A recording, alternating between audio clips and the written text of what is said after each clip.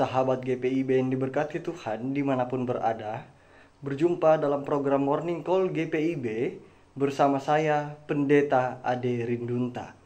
Saat ini saya dipercayakan untuk melayani di GPIB Jemaat Anugerah Beduai, Pospelkes Betel Selabe, dan Pospelkes Alfa Omega Ilai Pejugan, Kalimantan Barat.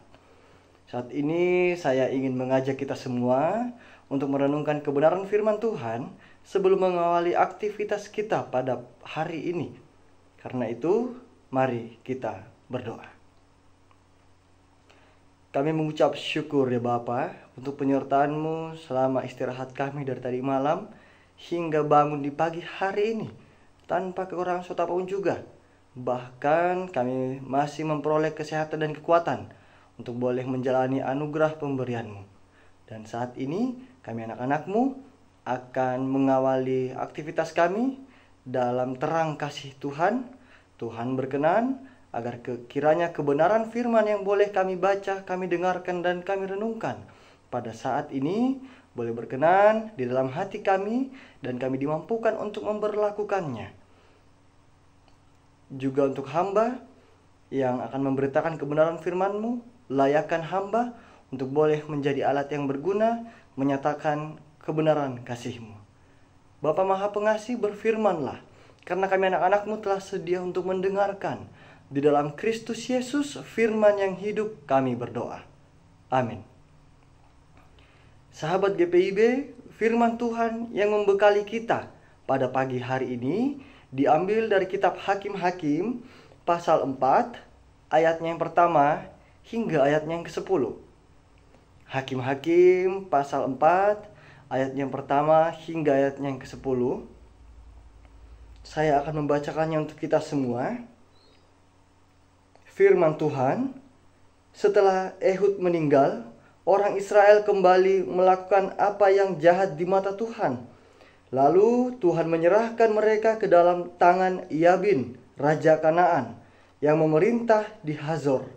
Panglima tentaranya ialah Sisera, yang tinggal di Haroset Hagoyim. Lalu orang Israel berseru-seru kepada Tuhan, sebab Sisera mempunyai 900 kereta besi dan menindas orang Israel dengan keras selama 20 tahun. Pada waktu itu, Deborah, seorang nabiah, istri Lapidot, memerintah sebagai hakim atas orang Israel. Ia biasa duduk di bawah pohon kurma Deborah antara Rama dan Betel di pegunungan Efraim. Dan orang Israel menghadap dia untuk mencari keadilan. Ia menyuruh memanggil Barak bin Abinoam dari Kedes di daerah Naftali. Lalu berkata kepadanya, "Bukankah Tuhan Allah Israel memerintahkan demikian?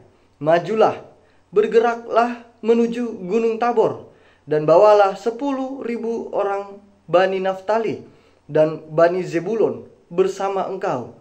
Dan aku akan menggerakkan Sisera, panglima tentara Yabin, dengan kereta dan pasukannya, menghadapi engkau ke Wadi Kison. Dan aku akan menyerahkan dia ke dalam tanganmu." Jawab Barak kepada Deborah, "Jika engkau ikut maju, aku pun maju. Tetapi jika engkau tidak ikut maju, aku pun tidak maju." Kata Deborah, "Baik, aku ikut. Hanya engkau tidak akan mendapat kehormatan dalam perjalanan yang engkau lakukan ini, sebab Tuhan akan menyerahkan Sisera ke dalam tangan seorang perempuan." Lalu Deborah beranjak pergi bersama Barak ke Kedes. Barak mengerahkan suku Zebulon dan suku Naftali ke Kedes. 10.000 orang maju mengikuti dia. Juga Deborah maju bersama dia. Demikianlah pembacaan firman Tuhan. Berbahagialah setiap orang yang tidak hanya merenungkan firman Tuhan, namun juga yang memberlakukannya. Haleluya.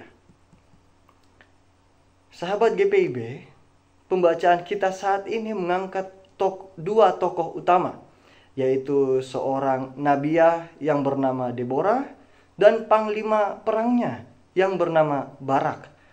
Yang menjadi perhatian kita ialah saat itu Israel dipimpin oleh seorang perempuan. Seperti yang kita ketahui bersama, bangsa Israel hidup dalam budaya patriarki, di mana laki-laki memiliki kedudukan yang lebih tinggi daripada perempuan, bahkan mendominasi peran kepemimpinan. Dalam situasi tersebut, kita bisa bayangkan sebagai manusia biasa, bagaimana kondisi seorang Deborah untuk menjalani kehidupan di tengah-tengah lingkungan sosial dan budaya patriarki. Tetapi yang menarik ialah bagaimana Tuhan bekerja dalam kehidupan orang Israel dengan mengangkat seorang perempuan, yaitu Deborah, untuk menjadi pemimpin bagi mereka. Ini hal yang pertama. Berikutnya, saat itu Israel sedang dalam kondisi yang tidak baik-baik saja karena mengalami penindasan oleh orang-orang Kanaan selama 20 tahun. Dengan jangka waktu tersebut membuktikan bagaimana kuatnya orang-orang Kanaan dalam kepemimpinan Sisera yang saat itu memiliki pasukan dengan 900 kereta besi. Tidak heran jika Barak yang seorang panglima perang memiliki keraguan untuk menghadapi peperangan. Yang menarik ialah jika kita baca ayat 6 dan ayat yang ke-7, Deborah berusaha meyakinkan Barak bahwa Allah telah memerintahkan untuk maju dan bergerak menuju Gunung Tabor, dan seterusnya dan seterusnya. Bahkan dikatakan, aku akan menyerahkan dia ke dalam tanganmu. Ketika Barak memiliki keraguan dalam menghadapi Sisera, Deborah sebaliknya memiliki keyakinan yang teguh dan keberanian untuk melangkah dengan mengimani janji Tuhan. Barak meyakini bahwa jika mereka menang, maka itu karena Allah bersama-sama dengan mereka. Jika kalah, berarti Allah tidak bersama dengan orang Israel. Tetapi berbeda dengan Deborah. Ia meyakini karena Allah sudah berfirman untuk maju dan akan menyerahkan Sisera ke dalam tangannya, maka Allah sudah menjamin kebenangan orang Israel. Keteguhan iman Deborah kepada Tuhan membuat ia mampu dengan berani menghadapi peperangan. Sahabat GPIB, sebagai manusia, saya rasa kita perlu mengakui dengan kerendahan hati bahwa setiap pribadi memiliki kekurangan, kelemahan, dan keterbatasan. Bahkan tidak jarang, hal-hal tersebut membuat kita merasa kecil hati dan tidak berdaya. Mungkin ada yang bergumul karena belum berpengalaman. Mungkin ada yang bergumul karena masih terlalu muda untuk tanggung jawab yang dimiliki saat ini. Mungkin bergumul karena penolakan dan cibiran orang-orang sekitar. Saya mau sampaikan, jangan ragu terhadap dirimu. Karena ketika Tuhan mempercayakan kita untuk suatu hal, Tuhan lebih mengetahui nilai diri kita lebih dari diri kita sendiri. Tuhan mempercayakan tanggung jawab tersebut karena dirimu adalah yang terbaik untuk melakukan dan melaksanakan tanggung jawab tersebut. Karena itu, yakini bahwa hidupmu adalah berharga dan Tuhan ingin menjadikanmu alat untuk menyatakan kemuliaannya. Catatan pertama untuk kita. Yang terakhir, mungkin saat ini ada yang sudah bergumul terlalu lama menghadapi pasukan Kanaan yang kuat dan tidak terkalahkan, hingga terjebak dalam kondisi putus asa, tidak berdaya, bahkan mungkin sudah meragukan Tuhan. Karakter Deborah yang memiliki keteguhan iman di dalam Tuhan mengajarkan kepada kita bahwa penyertaan Tuhan adalah ya dan amin. Segala pergumulan yang mungkin saat ini saudara-saudari alami telah membuat saudara-saudari berhenti di tempat. Tetapi firman Tuhan hari ini mau mengingatkan kita bersama. Melangkahlah dengan berani hadapi dan jalani. Karena ketika Tuhan telah berjanji akan menyertai, maka jalanilah kehidupan ini tanpa ada keraguan di hati. Demikian jauh perenungan firman Tuhan.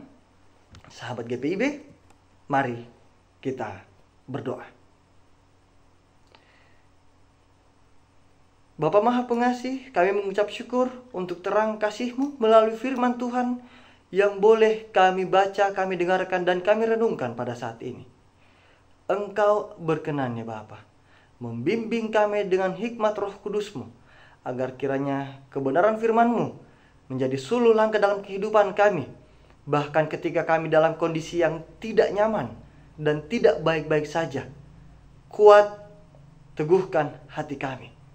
Yakinkan kami bahwa pergumulan kami saat ini yang kami alami bukan menjadi batu sandungan, tetapi menjadi batu pijakan, supaya kami semakin bertumbuh dalam kasih juga naungan penyertaan-Mu. Dan kiranya dalam menjalani hari ini kami boleh menjalaninya dengan penuh keyakinan dan keberanian, sehingga berkat Tuhan boleh dinyatakan dalam kehidupan kami, pribadi lepas pribadi, keluarga demi keluarga. Bahkan kami juga boleh menjadi alat untuk menjadi berkat bagi sesama kami. Inilah doa juga ungkapan hati kami.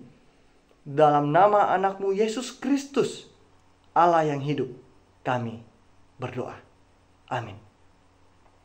Sahabat GPIB yang diberkati Tuhan, sampai di sini saya menemani dalam Morning Call GPIB.